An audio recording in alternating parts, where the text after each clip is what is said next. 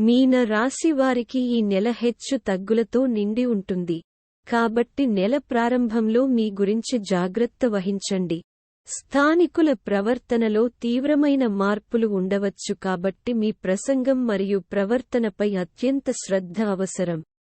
సంబంధాన్ని చెడగొట్టే ఇతర వ్యక్తులకు మంచి లేదా చెడు మాటలు చెప్పే అవకాశాలు ఉన్నాయి. మీ కెరీర్ పరంగా ఈ నెల ఫలవంతమైన ఫలితాలను అందిస్తుంది.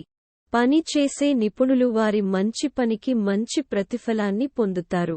సహోద్యోగుల పూర్తి సహకారాన్ని పొందండి మరియు అన్ని కార్యకలాపాలలో సహాయాన్ని పొందండి. తద్వారా కార్యాలయంలో స్థానం అనుకూలంగా ఉంటుంది మరియు పోస్టింగ్ యొక్క ప్రభావాలు మంచిగా ఉంటాయి. మేము విద్యార్థుల గురించి మాట్లాడేటప్పుడు నెల తగిన ఫలితాలను అందిస్తుంది. రాహువుతో పాటు కుజుడు మొదటి ఇంట్లో ఉంటాడు. ఇది మొత్తం ఆరోగ్యాన్ని ప్రతికూలంగా ప్రభావితం చేస్తుంది.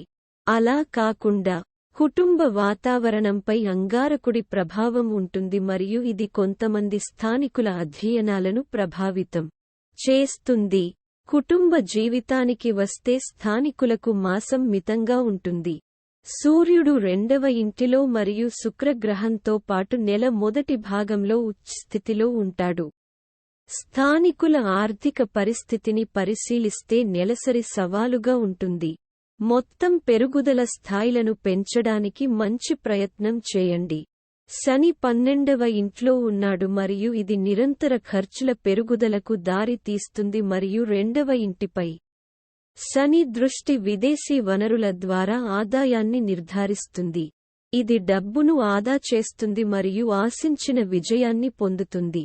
ఆరోగ్యపరంగా ఈ నెలలో మీరు జాగ్రత్తగా ఉండాలి. మీ రాశికి అధిపతి బృహస్పతి 3వ ఇంట్లో కూర్చుని వ్యక్తుల మధ్య సోమరితనం కలిగిస్తుంది.